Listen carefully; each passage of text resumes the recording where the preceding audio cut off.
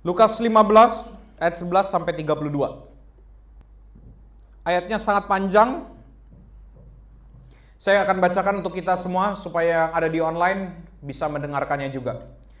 Lukas 15 ayat 11 sampai 32, teman-teman tolong ikuti ya. Yesus berkata lagi, ada seorang mempunyai 2 anak laki-laki. Kata yang bungsu kepada ayahnya, "Bapa, berikanlah kepadaku bagian harta milik kita yang menjadi hakku." Lalu ayahnya membagi-bagikan harta kekayaan itu di antara mereka.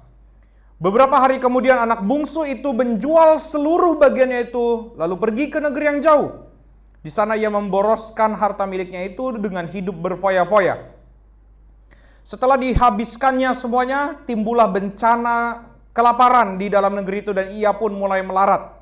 Lalu ia pergi dan bekerja pada seorang majikan di negeri itu. Orang itu menyuruhnya ke ladang untuk menjaga babinya. Lalu ia ingin mengisi perutnya dengan ampas yang menjadi makanan babi itu. Tetapi tidak seorang pun yang memberikannya kepadanya. Lalu ia menyadari keadaannya, katanya, betapa banyaknya orang upahan Bapakku yang berlimpah-limpah makanannya. Tetapi aku di sini mati kelaparan. Aku akan bangkit dan pergi kepada Bapakku dan berkata kepadanya, Bapa, aku telah berdosa terhadap sorga dan terhadap Bapa. Aku tidak layak lagi disebutkan anak Bapa. Jadikanlah aku sebagai salah seorang upahan Bapa. Maka bangkitlah ia dan pergi kepada bapaknya. Ketika ia masih jauh, ayahnya telah melihatnya, lalu tergeraklah hatinya oleh belas kasihan. Ayahnya itu berlari mendapatkan dia, lalu merangkul dan mencium dia. Kata anak itu kepadanya, Bapa, aku telah berdosa terhadap sorga dan terhadap Bapa. Aku tidak layak lagi disebutkan anak Bapa. Tetapi ayah itu berkata kepada hamba-hambanya, lekaslah bawa kemari jubah yang terbaik. Pakaikanlah itu kepadanya dan kenakanlah cincin pada jarinya dan sepatu pada kakinya. Dan ambillah anak lembu tambun itu, sembelilah dia dan marilah kita makan dan bersukacita. Sebab anakku ini telah mati dan menjadi hidup kembali. Ia telah hilang dan didapat kembali, maka mulailah mereka bersukaria. Tetapi anak yang sulung berada di ladang dan ketika ia pulang dan dekat ke rumah, ia mendengar bunyi seruling dan nyanyian tari-tarian. Lalu ia memanggil salah seorang hamba dan bertanya kepadanya, apa arti semuanya itu? Jawab hamba itu, adikmu telah kembali dan ayahmu telah menyembelih anak lembu tambun karena ia mendapatnya kembali dengan sehat. Maka marahlah anak sulung itu dan ia tidak mau masuk. Lalu ayahnya keluar dan berbicara dengan dia, tetapi ia menjawab ayahnya, katanya, telah bertahun-tahun aku melayani Bapa dan belum pernah aku melanggar perintah Bapa, tetapi kepadaku belum pernah Bapa memberikan seekor anak kambing untuk bersukacita dengan sahabat-sahabatku. Tetapi baru saja datang anak Bapa yang telah memboroskan harta kekayaan Bapa bersama-sama dengan pelacur-pelacur. Maka Bapa menyembelih anak lembu tambun itu untuk dia. Kata ayahnya kepadanya, anakku, engkau selalu bersama-sama dengan aku dan segala kepunyaanku adalah kepunyaanmu. Kita patut bersukacita dan bergembira, karena adikmu telah mati dan menjadi hidup kembali. Ia telah hilang dan didapat kembali. Ini yang akan kita bahas, dan sudah pasti. Kita tidak akan membicarakan ini dalam sekali khotbah, mungkin 3 atau 4. Jadi ada beberapa hal yang akan kita pelajari di dalam teks ini. Ada beberapa polemik juga. Teks ini adalah salah satu teks Alkitab yang cukup sulit. Apalagi penulisnya Lukas. Lukas itu adalah seorang yang sastrawan yang sangat sulit di dalam menulis, di dalam kita menerjemahkan teks-teks Alkitabnya. Nah, perhatikan. Ada satu hal yang selalu jadi pertanyaan bagi banyak orang atau perdebatan. Sebenarnya siapa yang hilang? Yang hilang itu apakah si bungsu saja atau si bungsu dan si sulung? Pertanyaannya itu. Yang hilang itu apakah si bungsu saja atau si bungsu dan si sulung? Saya akan menjawab ini di akhir dari khotbah, yaitu di khotbah kelima. Jadi tidak sekarang saya jawab. Asik kan? Jadi itu pertanyaannya, yang hilang itu siapa? Bungsu atau sulung? Nah, silakan kalian berdebat, saya tidak akan bahas. Nanti saya akan bahas di bagian terakhir. Tapi siapapun yang hilang, hilang pokoknya. Oke? Dan hari ini, dari 21 ayat yang sudah kita baca, kita hanya bahas 3 ayat saja, ayat 11, 12, dan 13. Tidak banyak hari ini yang akan kita bahas. Jadi harusnya 2 menit lagi kita udah selesai khotbahnya. Harusnya. Baik, kita akan bahas ya apa yang sebenarnya terjadi. Kita baca sekali lagi ayat 11, 12, 13. Yesus berkata lagi, ada seorang mempunyai 2 anak laki-laki, kata yang bungsu kepada ayahnya, "Bapa, berikanlah kepadaku bagian harta milik kita yang menjadi hakku." Lalu ayahnya membagi-bagikan harta kekayaan itu di antara mereka. Beberapa hari kemudian anak bungsu itu menjual seluruh bagiannya itu lalu pergi ke negeri yang jauh. Di sana ia memboroskan harta miliknya itu dengan hidup berfoya-foya. Pertama-tama saya ingin menegaskan, ini sering orang salah tafsir dengan cara memisahkan dari perikop-perikop sebelumnya. Ini adalah perumpamaan yang lahir karena ayat 1 dan 2. Terutama ayat 2.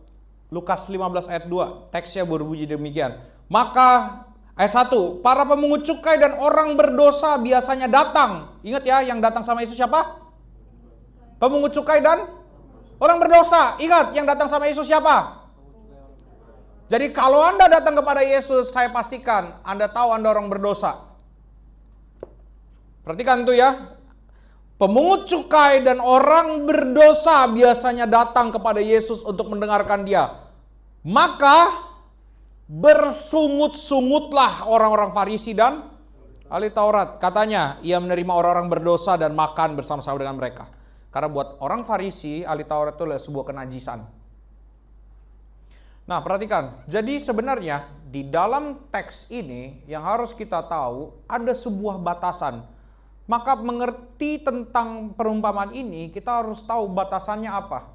Batasannya ini sedang bicara tentang belas kasihan Tuhan.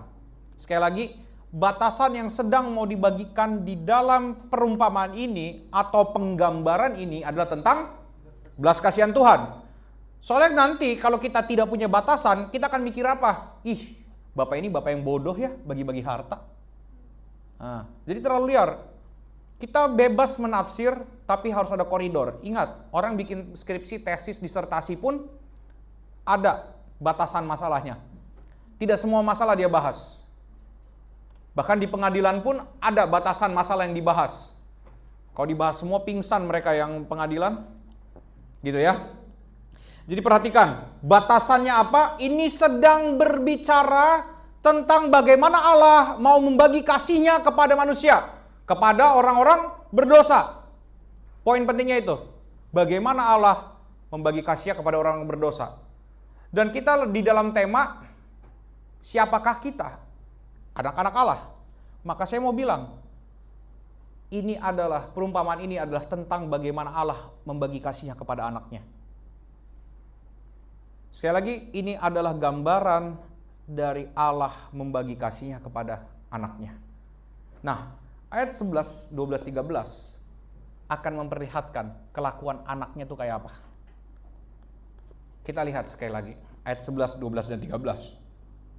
Yesus berkata lagi, ada seorang mempunyai 2 anak laki-laki. Oke? Anaknya ada yang bungsu, ada yang sulung. Yang bungsu ngomong apa? Bapa, berikanlah kepadaku bagian harta milik kita yang menjadi hakku. Apa yang dia minta? Dia minta uang jajan? Bukan loh. Dia tidak minta uang jajan. Uang skincare atau uang-uang yang lain. Uang apa lagi biasanya kita minta? Servis motor. Uang bensin.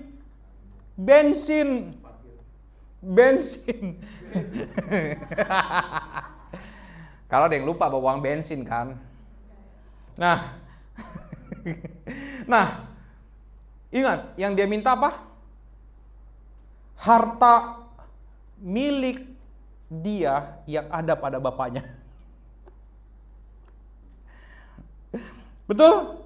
Bapa, berikanlah bagian harta milik kita yang menjadi hakku.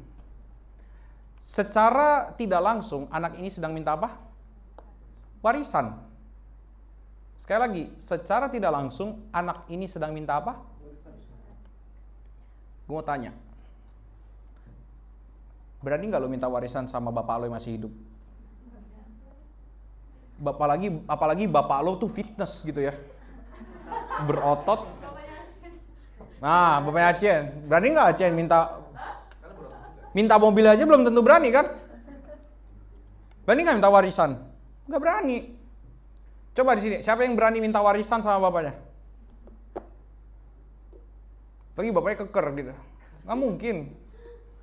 Itu sebagai bentuk apa kalau gitu kita lihat? Itu adalah bentuk kekurang ajaran. Betul? Nggak kurang. Nah, apa itu? Itu bentuk kekurang ajaran, ketidaksopanan. Tolong jangan diutak-atik ya yang belakang. Nah, jadi perhatikan, ini bentuk kekurang ajaran, ketidaksopanan. Tapi kita akan melihat lebih dalam lagi. Coba perhatikan, Bapa berikanlah kepadaku bagian harta milik kita yang menjadi hakku. Lalu ayahnya membagi-bagikan harta kekayaan itu kepada mereka. Sekarang coba kita perhatikan seperti ini. Berarti anak si bungsu ini melihat bapaknya itu, apakah bapaknya atau hartanya? Sekali lagi, bapaknya si bungsu ini melihat bapaknya itu sebagai bapaknya atau harta?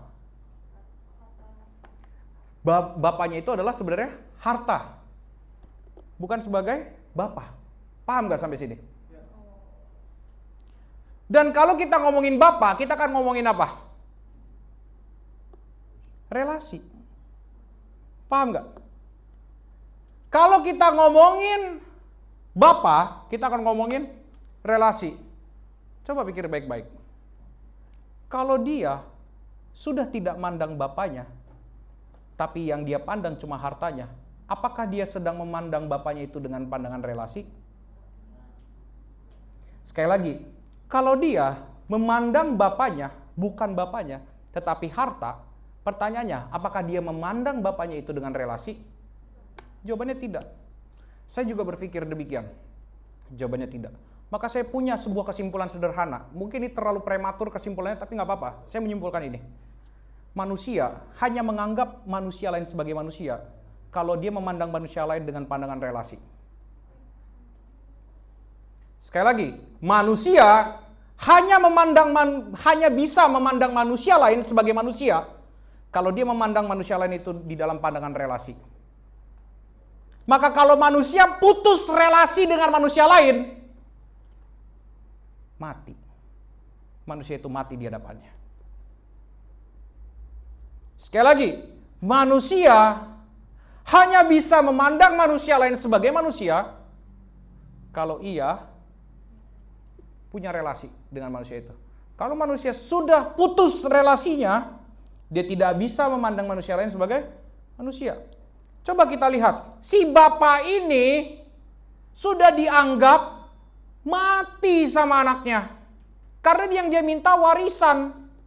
Kita nggak ada loh yang berani. Selama bapak lu hidup, lu mana ada yang berani minta warisan sama bapak lu, bener gak? Mau semiskin apapun bapak lu, gue yakin gak ada yang berani. Tapi anak ini sudah melihat bapaknya adalah mati. Yang dia lihat hidup adalah harta.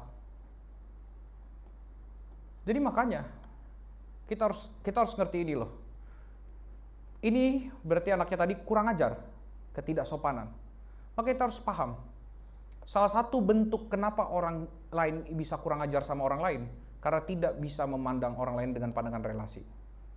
Sekali lagi, kalau ada orang lain yang sudah kurang ajar sama orang lain, jangan-jangan orang itu sudah tidak memandang dengan kacamata relasi kepada orang lain.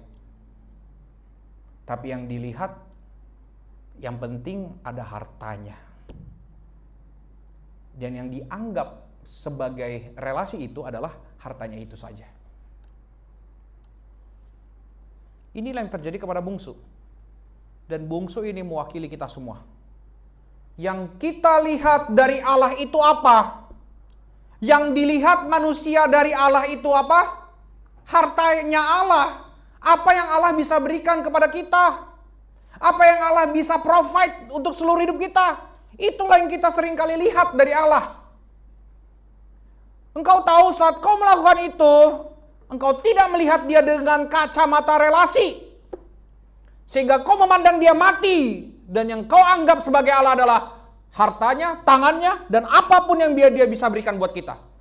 Kita menganggap dia ada kalau dia bisa melakukan sesuatu untuk kita. Kurang ajar gak? Jadi kita sekarang memandang Allah bukan dengan cara relasi, tapi apa yang dia bisa provide. Mengerikan. Ini yang terjadi kepada si bungsu. Ini yang terjadi kepada saya dan saudara. Kita melihat Allah itu mati karena tidak melihat dia di dalam kacamata relasi. Sehingga yang kita inginkan hanyalah hartanya, apa yang dia bisa berikan. Apalagi kita tahu Allah itu sangat kaya. Dia memiliki, kata memiliki segala sesuatu. Ingat, kita tahu Allah memiliki segala sesuatu. Dan artinya, mungkin di pikiran kita, oh artinya dia memiliki si ini nih, memiliki si itu, memiliki ini, memiliki itu. Oke, saya berarti bisa minta si itu jadi milik saya, si harta ini menjadi bagian saya, pekerjaan ini jadi milik saya. Itu yang ada di pikiran kita, betul? Berarti yang kita pandang dari Allah apa? Hartanya, bukan dianya. Inilah yang si bungsu lakukan kepada bapaknya. Kurang ajar gak? Kurang ajar. Dan ini yang juga kita lakukan kepada sesama kita kadang-kadang. Di umur-umur kita segini, relasi apa sih yang paling sulit? Salah satu relasi yang paling sulit adalah anak dan orang tua.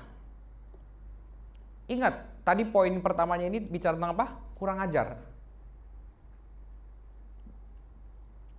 Kita sering gak merasa kurang ajar sama orang tua kita? Jangan-jangan kita udah pandang dia mati.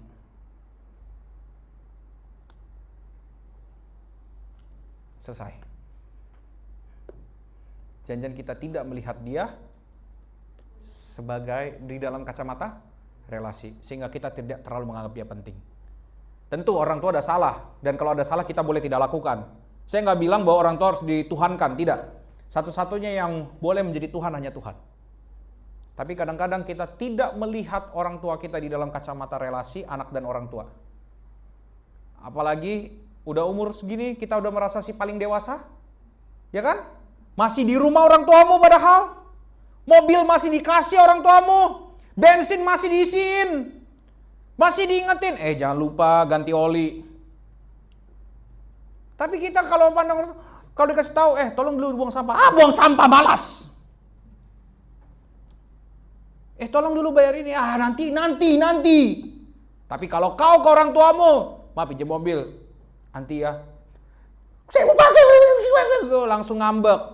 Kau lihat apa dari orang tuamu? Tidak. Kau tidak lihat dia sebagai kacamata di dalam kacamata relasi. Kau lihat dia karena untung apa yang dia bisa berikan untukmu. Itu gambaran kecil. Tapi begitupun juga kita dengan pertemanan. Begitupun juga dengan relasi lawan jenis. Saya harus bilang, ini berbahaya. Apa yang dia bisa berikan buat saya? Saya memandang itu. Saya tidak memandang di dalam kacamata relasi. Dan ini adalah kebodohan yang sangat maksimal. Kekurang ajaran ini. Bahkan kalau di dalam gereja, Anda memandang pendeta, ntar deh. Ini tolong kerjain ini ya. Ntar. Tuhan Yesus panggil. Sebentar ya sampai Tuhan Yesus panggil, mungkin ya kalimatnya. Kita tunda-tunda. Kalau dinasehatin, ya nanti. Si Kak Cere nih kasih nasihat terus gini. Ntar. Jangan-jangan juga Anda melihat pemimpin Anda dari apa yang dia biasa berikan kepada Anda. Bukan berdasarkan kacamata relasi. Hati-hati. Ini ternyata terpengaruh kepada seluruh bagian hidup kita. Maka koreksi diri kita.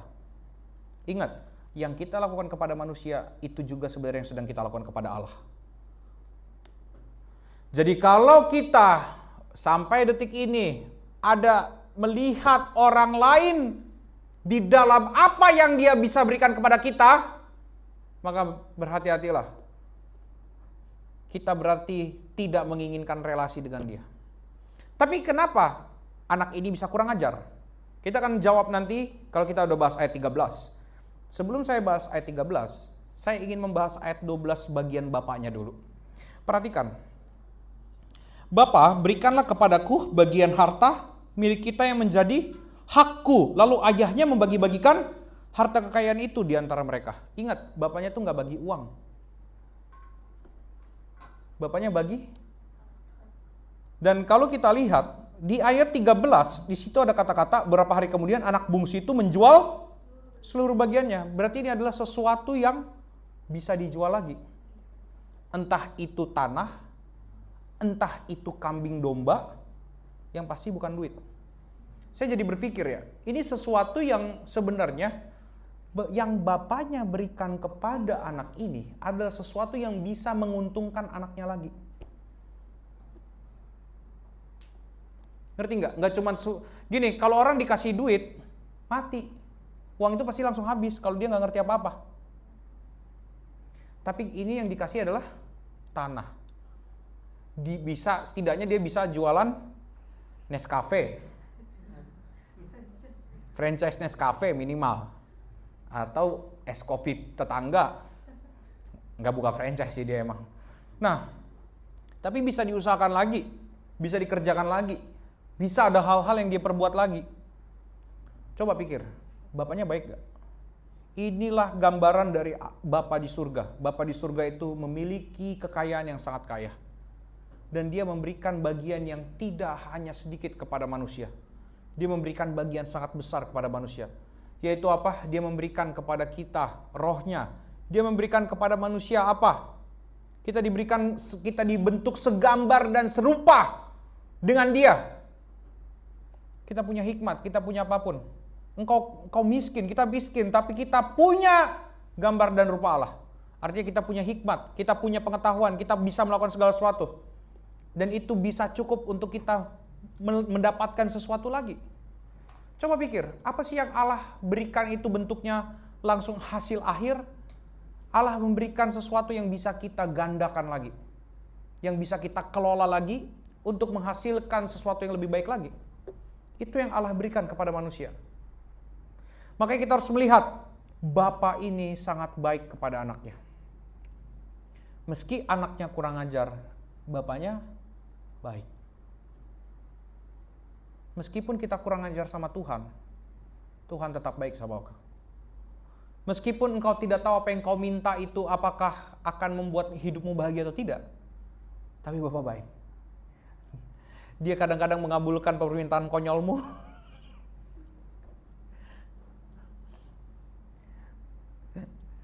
Kadang-kadang kan, apalagi tuh seperti misalnya, Tuhan saya ingin mobil, Tuhan tolonglah. Saya ingin punya harta kekayaan. Kita minta kadang tanpa berpikir untuk apa kita punya itu.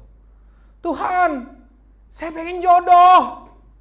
Sekali lagi, jodoh pun adalah hal yang harusnya kita pikir. Kenapa saya harus punya jodoh? Tuhan, apalagi ya? Saya pengen punya ini, tapi gak ada. Tuhan, saya pengen punya pengertian akan Engkau. Gak ada. Siapa yang berdoa itu setiap hari? Saya pengen mengenalmu Tuhan. Kita cuma nyanyi. Bila ku buka mataku. Dan kita cuma mengingat itu di lagu itu. Sisanya kita pertolonganmu begitu ajaib.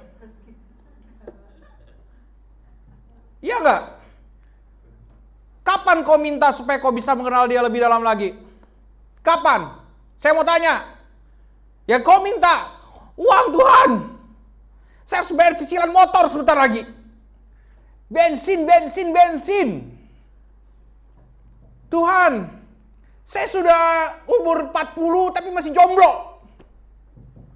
Tuhan. Coba tanya, kapan kau berdoa, Tuhan, kapan saya bisa mengenalmu lebih dalam lagi?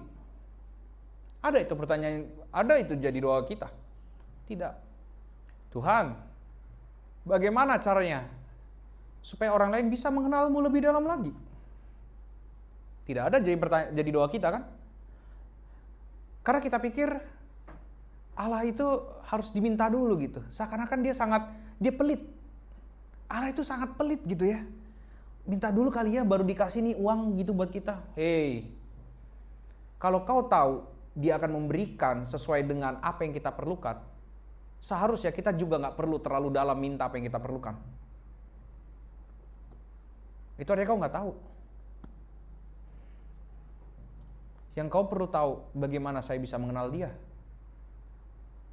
Bagaimana saya bisa menjalankan hari-hari ini untuk memberitakan Injil. Seperti apa yang tertulis di dalam teks Korintus tadi ketika setiap kali kita perjamuan kudus. Ada kata yang selalu saya ulang-ulang. Setiap kali kamu makan dan minum, kau memberitakan kematian Tuhan. Kapan kakimu mau memberitakan kematian Tuhan? Kapan minta doa itu? Tidak. Ya kita minta, Tuhan pulsa. Tuhan, saya lapar. Makan. Doa mulu kagak makan. Puasa loh. Nah itu, perhatikan. Bapak ini, ingat ini. Meskipun si anak ini kurang ajar, bapaknya tetap tahu memberikan yang terbaik untuk anaknya. Meskipun permintaannya kurang ajar, Bapak tahu memberikan apa yang baik untuk anaknya. Tapi kita sudah dikasih Bapa apa yang terbaik, kita tetap dengan kurang ajar menuntut. Nah itu, perhatikan, Bapa ini baik, Bapa ini kaya, Bapa ini penuh dengan segala sesuatu yang dia punya. Itu adalah gambaran Tuhan kita, punya segala sesuatunya, punya harta, punya segala sesuatu. Dia begitu baik, begitu meskipun kita bodoh dia baik. Nah tapi kita akan melihat ayat 13, kenapa si anak itu bisa kurang ajar sama bapaknya. Supaya kita tahu juga, kenapa ada orang yang tidak bisa mandang orang lain dengan relasi. Ayat 13, beberapa hari kemudian anak bungsu itu menjual seluruh bagiannya itu, lalu pergi ke negeri yang jauh. Dia dikasih misalnya tanah sama domba lah, 2 biji lah. Tanah seginilah, ya paling harganya 200.000 lah semua. Dia jual, dia dapat duit. Lalu apa? Dia memboroskan hartanya miliknya itu dengan hidup berfoya-foya. Apa artinya ini? Hidup berfoya-foya ini bicara tentang hawa nafsu, bukan? Sekali lagi, hidup berfoya-foya ini bicara tentang hawa nafsu, bukan? Jadi sekarang pertanyaan, apa yang membuat anak itu menjadi kurang ajar? Hawa nafsu. Apa yang membuat anak itu jadi kurang ajar sama bapaknya? Hawa nafsu. Maka kita juga bisa bilang, apa yang membuat relasi antara anak dan bapak itu menjadi rusak juga? Hawa nafsu. Misal, ini masuk ke cerita 17 plus ya. Misal ada seorang laki-laki dan perempuan. Ya sebenarnya laki-lakinya tidak terlalu menyukai si perempuan ini, gitu ya. Tapi si laki-laki ini tertarik, sangat tertarik dengan hawa nafsunya untuk melakukan sesuatu yang baik sekali. Menurut dia, menurut kita tidak. Anda tahulah maksud saya apa. Nah, lalu terjadilah sesuatu yang dia inginkan, tidak kita inginkan. Terjadilah hal tersebut. Sekarang pertanyaannya, yang mendrive dia untuk melakukan hal-hal yang tidak senonoh itu apa?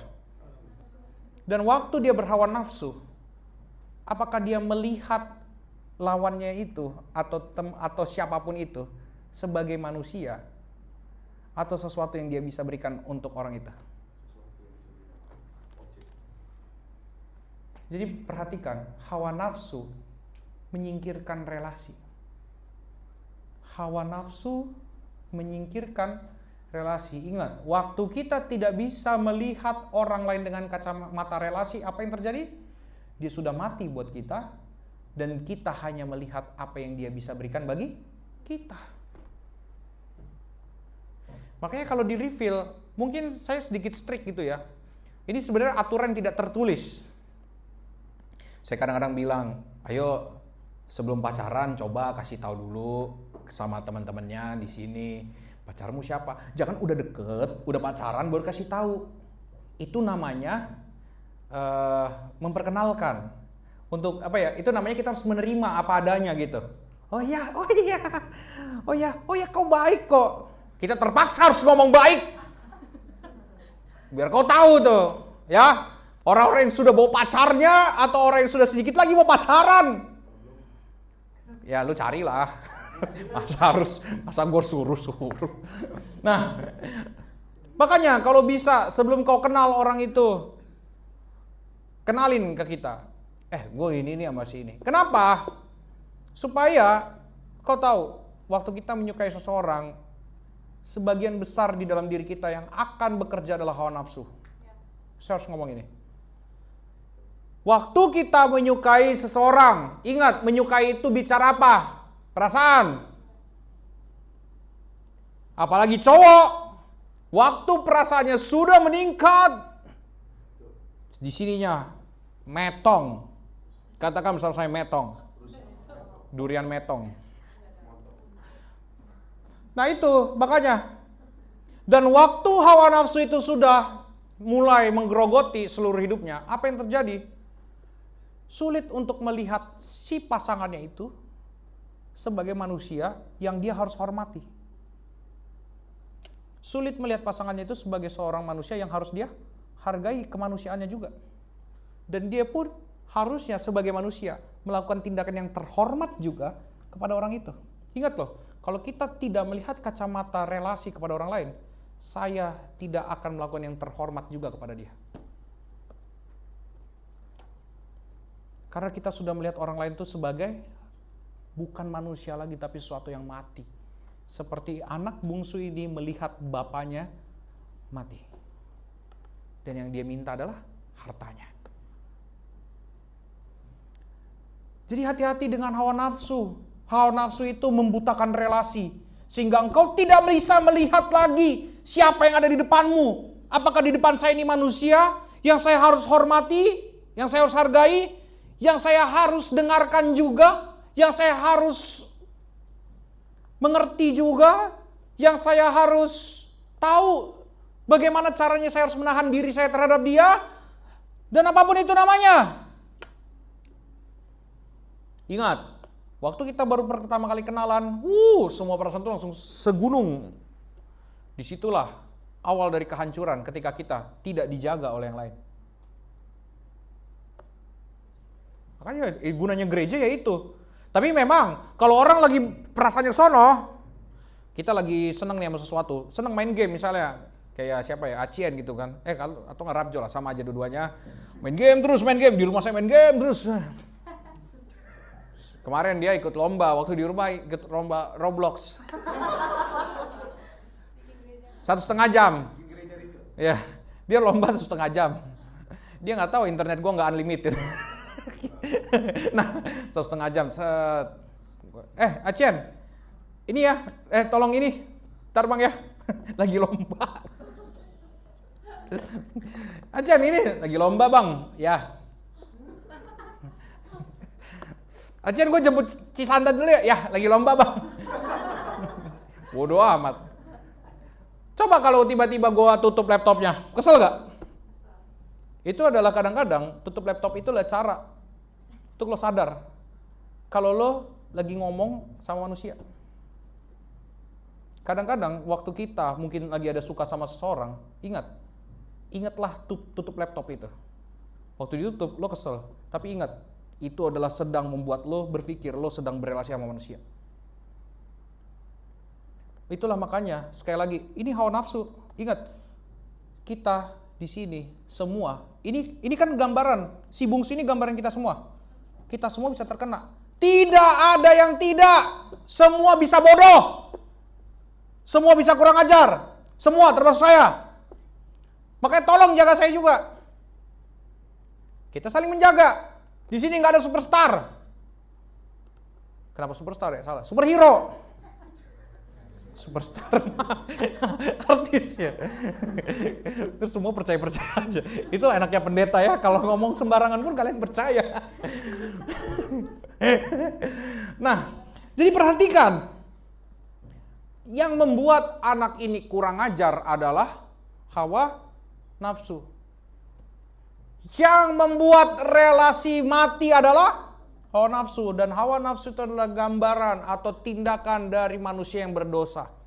Sekali lagi, hawa nafsu itu adalah tindakan dari manusia yang berdosa. Ingat Galatia 5. Di situ ada hawa nafsu. Saya cuma ingat satu itu dong. Sisanya lupa. Ntar kita baca kapan-kapan ya. Nah, makanya setelah dia kurang ajar, ingat hawa nafsu yang ternyata menggerogoti daripada si anak bungsu itu. Pertama membuat dia kurang ajar. Kedua membuat dia apa? Ayat 13. Beberapa hari kemudian anak bungsu itu menjual seluruh bagiannya lalu pergi ke negeri yang jauh dan berfoya-foya. Bodoh. Hawa nafsu membuat bodoh. Yang pertama hawa nafsu membuat kurang ajar. Yang kedua hawa nafsu membuat bodoh.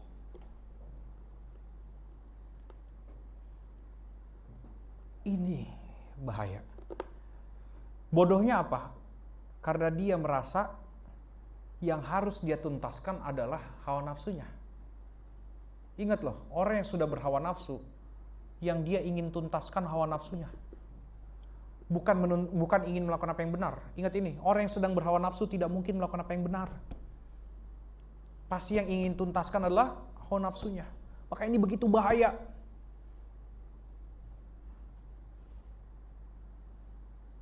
Dan ini sekali lagi gambaran kita semua.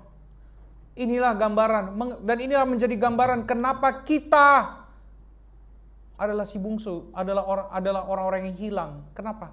Karena kita memutus relasi dengan Allah. Karena kita tidak mau hidup dalam Dia. Dengan hawa nafsu kita meninggalkan Dia. Kita tidak melihat Dia sebagai Allah. Kalau kita lihat Dia sebagai Allah, kita harusnya takut kepada Dia. Kenapa? Karena Dia pemilik segala sesuatu. Tapi kita tidak takut sama Dia. Anda tidak takut kok kalau nggak berdoa hari itu, betul nggak? Anda tidak takut kalau nggak baca Alkitab hari itu, betul? Berarti Anda anggap Dia Allah, tidak? Anda tidak takut kalau tidak ibadah hari Minggu. Anda tidak takut kalau tidak komsel. Berarti pertanyaannya, Anda pandang Allah itu apa? Objek pelimpahan hidup? Atau Allah? Maka hawa nafsu kita melihat Allah bukan sebagai Allah, sebagai objek pelimpahan hidup saja. Bukan subjek malah, objek loh, sesuatu yang mati. Itu sesuatu yang mati. Inilah makanya ngerinya hidup kita ini. Itulah makanya kita harus bergumul dan betul-betul memeriksa hati kita saat ini. Apakah saat ini saya melihat Allah itu sebagai apa? Kalau kita melihat Allah sebagai Allah, engkau harusnya takut kalau hari ini tidak ibadah. Engkau harusnya takut kalau besok hari Senin tidak mulai hari dengan berdoa. Harusnya takut. Tapi yang kita takut apa? Chat dari bos. Di mana kamu? Chat kerjaan. Takut kehilangan duit. Betul? Kayaknya kalau lupa balas chat klien itu kayaknya kayak mau mati setengah mampus. Tapi kalau nggak baca Alkitab aman-aman aja hidup ini. Karena Allahmu adalah klien. Amin. Nah itu, berarti kita pandang Allah bukan Allah. Makanya lihat hatimu. Lihat hidupmu saat ini. Makanya perhatikan, engkau akan memulai hari besok, ya, memulai hari lagi besok. Hari-hari yang penuh dengan struggle, hari-hari di mana, saat saya harus bilang orang Kristen tuh kuat kalau bersama. Jadi kalau lagi ibadah kita kuat. Sepertinya saya kuat untuk menghadapi hari besok tanpa dosa. Setelah keluar dari sini langsung hilang. Saya harus bilang, makanya orang tuh retret efeknya cuma 2 hari. Saya waktu itu ya, waktu kelas 6 SD saya retret. Saya 2 hari nggak ngomong kotor setelah retret. Hari ketiga makin kotor saya ngomong. Kayak waktu retret gue lupa cuci muka. Nah, makanya teman-teman, coba besok kau mulai hari. Coba gini ya, Kita tes diri kita, dan biarlah perkataan ini terngiang-ngiang di pikiranmu. Kalau kau tidak memulai hari dengan berdoa dan baca Alkitab besok, kau tidak menganggap Allah sebagai Allah. Kau melihat dia sebagai objek pemuas hidup. Kita kurang ajar sama dia. Setiap minggu kita siapin hari pelayanan. Sungguh-sungguh banget kayaknya. Bahkan kadang-kadang pelayanan pun kurang sungguh-sungguh juga. Mau jadi apa kita ini semua sebenarnya? Nah, bayangkan, karena hawa nafsu kita semua menjadi kurang ajar sama dia. Karena hawa nafsu juga, seorang juga menjadi bodoh. Tidak ada hikmat di dalam hidupnya. Makanya, inilah kebinasaan yang harus kita terima. Terpisah dari dia. Karena apa? Kita sudah hidup di dalam hawa nafsu dan tidak melihat dia sebagai Allah. Kebinasaan itu terlihat dari relasi yang terpisah dengan dia. Ingat, mati itu artinya terpisah relasi dengan dia. Dan inilah gambaran anak bungsu yang mau terpisah dari bapaknya. Inilah gambaran kita. Tentu Tuhan menyediakan jalan keselamatan melalui karya salib Yesus. Tapi kalau saya ngomongin sekarang kayaknya terlalu terburu-buru dan terlalu gospel center gitu ya. Wah, ini kakak ini gospel center sekali. Minggu depan kita akan bahas itu. Tapi saya mau bilang, ini adalah gambaran kita. Mari selidiki dirimu hari ini. Dan saya mau bilang, tolong besok lihat Allah sebagai Allah. Bukan besok, mulai dari detik ini. Lihatlah Allah sebagai Allah. Kalau berdoa, sungguh-sungguhlah berdoa. Ibadah, sungguh-sungguhlah ibadah. Kalau lagi ngapain, sungguh-sungguhlah. Ya. Janganlah kalau lagi, kadang-kadang kita tuh hanya sungguh-sungguh kalau kita suka sama sesuatu. Betul apa betul? Lalu kalau kita nggak pernah sungguh-sungguh berdoa, pernahkah kita menyukai Allah? Mari bawa ini pulang dan besok hiduplah dengan benar. Amin. Mari kita berdoa. Kami bersyukur kepadamu Tuhan, karena Engkau mengajarkan kami bahwa hidup kami Tuhan terlalu jauh darimu. Hidup di dalam hawa nafsu yang membuat kami kurang ajar kepadamu dengan tidak melihat Engkau sebagai Allah yang seharusnya, karena kami melihat Engkau sebagai objek pemuas kebutuhan kami saja Tuhan. Oleh karena kami tidak melihat Engkau dengan pandangan relasi, maka Tuhan begitu binasanya kami karena kami terpisah darimu Tuhan. Dan ini Tuhan, kami terlihat kebodohan kami juga, di mana kami salah melihat dan juga salah mengerjakan jalan-jalan hidup kami. Tapi Kau menyediakan jalan keselamatan melalui darah-Mu Tuhan. Maka Tuhan, setiap kami yang ada di tempat ini, sadarkanlah kami akan kebodohan ini Tuhan. Karena bagaimana kami mau bertobat kalau kami gak sadar kami berdosa Tuhan.